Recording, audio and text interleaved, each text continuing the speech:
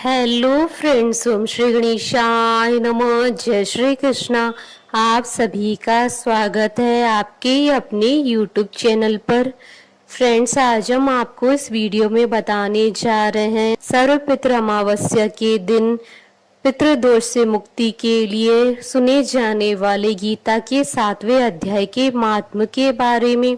Friends, video शुरू करने से पहले आपसे रिक्वेस्ट है, अगर आप हमारे चैनल पर नए हैं और आपने अभी तक चैनल को सब्सक्राइब नहीं किया है तो प्लीज सब्सक्राइब कीजिएगा चैनल को, साथ ही प्रेस कीजिएगा बेल आइकन को, जिससे नए वीडियो से रिलेटेड नोटिफिकेशन आपको तुरंत प्राप्त हो सके। और वीडियो पसंद आने पर वीडियो को लाइक और शेयर जरूर कीजिएगा ताकि सभी भक्तों को इस वीडियो का लाभ प्राप्त हो सके।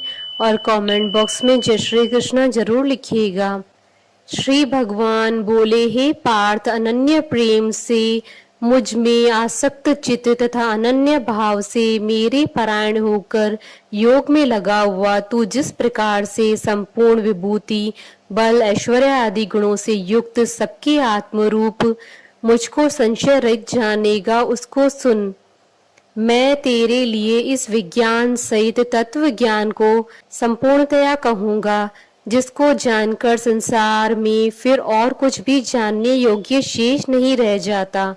हजारों मनुष्यों में कोई एक मेरी प्राप्ति के लिए यत्न करता है और उन यत्न करने वाले योगियों में भी कोई एक मेरे परायण होकर मुझको तत्व से अर्थात यथार्थ रूप से जानता है। पृथ्वी, जल, अग्नि, वायु, आकाश, मन, बुद्धि और अहंकार भी इस प्रकार ये 8 प्रकार से विभाजित मेरी प्रकृति है। ये 8 प्रकार के भेदों वाली तो अपरा अर्थात मेरी जड़ प्रकृति है। और हे महाभाव, इससे दूसरी को जिससे यह संपूर्ण जगत धारण किया जाता है, मेरी जीव रूपा परा अर्थात चेतन प्रकृति जान। हे अर्जुन, तू ऐसा समझ कि संपूर्ण भूत इन दोनों प्रकृतियों से ही उत्पन्न होने वाला है और मैं संपूर्ण जगत का प्रभव तथा प्रलय हूँ, अर्थात संपूर्ण जगत का मूल कारण हूँ। हे धनंजय, मुझसे भिन्न दूसरा कोई भी परम कारण नहीं है। यह संपूर्ण जगत सूत्र में सूत्र के मणियों के सदस्य मुझ में गूंथा हुआ है। हे अर्जुन, मैं जल में रस हूँ, चंद्रमा और सूर्य में प्रकाश हूँ, संपूर्ण वेदों में ओमकार हूँ, आकाश में शब्द और पुरुषों में पुरुष तत्व हूँ। मैं पृथ्वी में पवित्र शब्द, स्पर्श, रूप, रस, गंध से इस प्रसंग में इनके कारण रूप तन्मात्राओं का ग्रहण है। इस बात को स्पष्ट करने के लिए उनके साथ पवित्र शब्द जोड़ा गया है। गंध और अग्नि में तेज हूँ तथा संपूर्ण भूतों में उनका जीवन हूँ और तपस्वियों में तप हूँ। हे अर्जुन, तू संपूर्ण भूतों का सनातन बीज मुझको ही जान। मैं बुद्धिमानों की बुद्धि और तेजस्वियों का तेज हूँ। हे भरत श्रेष्ठ, मैं बलवानों का आसक्ति और कामनाओं से रहित बल अर्थात सामर्थ्य हूँ और सब भूतों में धर्म के अनुकूल अर्थात शास्त्र के अनुकूल काम हूँ।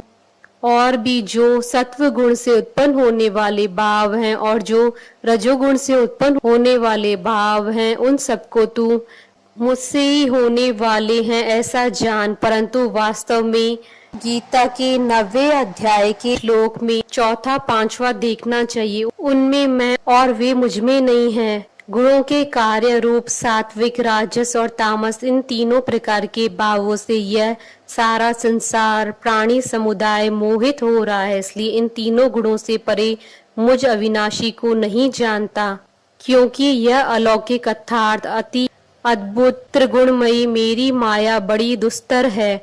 परंतु जो पुरुष केवल मुझको ही निरंतर भजते हैं, वे इस माया को उल्लंघन कर जाते हैं अर्थात संसार से तर जाते हैं। माया द्वारा जिनका ज्ञान हारा जा चुका है, ऐसे आसुर स्वभाव को धारण किए हुए मनुष्यों में नीच दूषित कर्म करने वाले मूढ़ लोग मुझको नहीं बचते। हे भरतवंशियों में श्रेष्ठ अर्जुन, उत्तम कर्म करने वाले अर्थार्थी अर्थात सांसारिक पदार्थों के लिए भजने वाला, आर्त अर्थात संकट निवारण के लिए भजने वाला, जिज्ञासु अर्थात मेरे को यथार्थ रूप से जानने की इच्छा से भजने वाला और ज्ञानी, ऐसे 4 प्रकार के भक्तजन मुझको बसते हैं।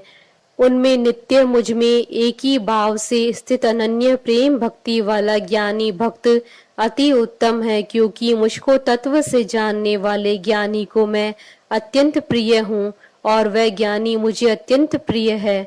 ये सभी उदार हैं, परंतु ज्ञानी तो साक्षात मेरा ही स्वरूप है, ऐसा मेरा मत है, क्योंकि वह मंदत मन बुद्धि वाला ज्ञानी भक्त अति उत्तम गति स्वरूप मुझ में ही अच्छी प्रकार से स्थित है।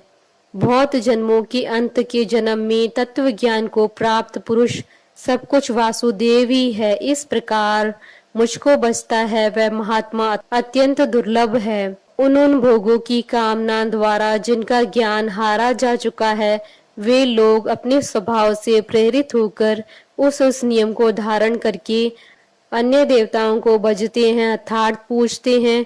जो सकाम भक्त जिस देवता के स्वरूप को श्रद्धा से पूजना चाहता है, उस भक्त की श्रद्धा को मैं उसी देवता के प्रति स्थिर करता हूँ। वह पुरुष उस श्रद्धा से युक्त होकर उस देवता का पूजन करता है और उस देवता से मेरे द्वारा ही विधान किए हुए उन इच्छित भोगों को निसंदेह प्राप्त करता है। परंतु उन अल्प बुद्धि वालों का वह फल नाशवान है तथा वे देवताओं को पूजने वाले देवताओं को प्राप्त होते हैं और मेरे भक्त चाहे जैसे ही भजे, अंत में वे मुझे ही प्राप्त होते हैं। बुद्धिहीन पुरुष मेरे अनुत्तम अविनाशी परम भाव को न जानते हुए मन इंद्रियों से परे मुझ सच्चिद आनंद परमात्मा को मनुष्य की भांति जन्म कर व्यक्ति भाव को प्राप्त हुआ मानते हैं। अपनी योग माया से छिपा हुआ मैं सबके प्रत्यक्ष नहीं होता, इसलिए यह अज्ञानी जन समुदाय मुझ जन्म रहित अविनाशी परमेश्वर को नहीं जानता, अर्थात मुझको जन्मने मरने वाला समझता है। हे अर्जुन, पूर्व में व्यतीत हुए और वर्तमान में स्थित तथा आगे होने वाले सब भूतों को मैं जानता हूँ, परंतु मुझको कोई भी श्रद्धा भक्ति रहित पुरुष नहीं जानता। हे भरतवंशी अर्जुन, संसार में इच्छा और द्वेष से उत्पन्न सुख दुखादि द्वंद्व रूप मोह से संपूर्ण प्राणी अत्यंत अज्ञाता को प्राप्त हो रहे हैं, परंतु निष्काम भाव से श्रेष्ठ कर्मों का आचरण करने वाले जिन पुरुषों का पाप नष्ट हो गया है, वे राग द्वेष जनित द्वंद्व रूप मोह से मुक्त दृढ़ निश्चयी भक्त मुझको सब प्रकार से बचते हैं। जो मेरी शरण होकर जरा और मरण से छूटने के लिए यत्न करते हैं, वे पुरुष उस ब्रह्म को, संपूर्ण आध्यात्म को, संपूर्ण कर्म को जानते हैं।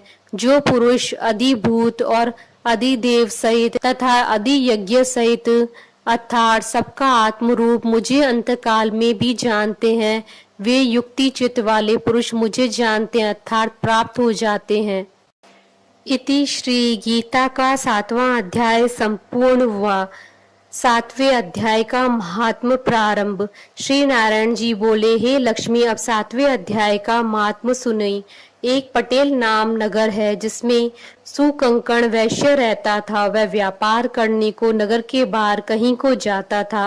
रास्ते में सुकंकण को सर्प ने डसा, वह मर गया और उसके साथ ही उसकी दाह क्रिया कर आगे को सिधारे। जब लौटकर घर में आए तो उसके पुत्र ने पूछा, मेरे पिता सुकंकण कहाँ है? उन व्यापारियों ने कहा, तेरे पिता को सर्प ने डसा था, वह मर गया और यह पदार्थ तेरे पिता का है, तू ले ले। 1 करोड़ रुपया दिया और उसकी गति कराने को कहा। क्योंकि वह अवगति मरा था, उस बालक ने अपने घर आकर ब्राह्मणों से पूछा कि सर्प से डसे की गति कैसे करानी चाहिए। पंडितों ने कहा, नारायण बलि करवाओ। उड़द के आटे का पुतला बनाया, चुनिया चढ़ाई, बहुत ब्राह्मण जिमाए, श्रद्धा पिंड पत्तल कराया, बाकी द्रव्य जो रहा चारों भाइयों ने बांटा। एक पुत्र ने कहा, जिस सर्प ने मेरे पिताजी को काटा है मैं उसे मारूंगा। उन व्यापारियों से पूछा, वह ठोर मुझे बताओ जहाँ मेरे पिता सुकंकण मरे हैं। व्यापारियों ने कहा, चल ले चलते हैं। वहां ले जा करके खड़ा किया, देखा तो वहां एक वामी है जिसे कंदलों के साथ खोदने लगा। वह छेद बड़ा हुआ, वहां से एक सर्प निकला। कहा, तू कौन है? मेरा घर क्यों खोदता है? उस बालक ने कहा, मैं सुकंकण का पुत्र हूँ। जिस सर्प ने मेरे पिता को मारा है मैं उसको मारूंगा। तब सर्प ने कहा, हे पुत्र, मैं तेरा पिता हूँ, तू मुझे इस अधम देह से छुड़ा और मुझे मत मार। यह मेरा पूर्व का कर्म था, सो मैंने भोगा। तब पुत्र ने कहा, हे पिता, कोई यत्न बताओ जिससे मेरा उद्धार हो। तब उस सर्प ने कहा, हे पुत्र, किसी गीता पाठी ब्राह्मण को घर में भोजन करवा और उसकी सेवा करके उससे आशीर्वाद ले, मेरा कल्याण होगा। तब उस बालक ने अपने घर और नगर में जितने गीता का पाठ करने वाले थे सबको बुला लिया और गीता जी के 7वें अध्याय का पाठ कराया और उनको भोजन करवाया। तब उन साधु ब्राह्मणों ने आशीर्वाद दिया। तत्काल वह अधम देह से छूटकर देव देही पाकर विमान पर चढ़कर आकाश मार्ग को जाता हुआ अपने पुत्र को धन्य धन्य करता हुआ वैकुंठ धाम को प्राप्त हुआ।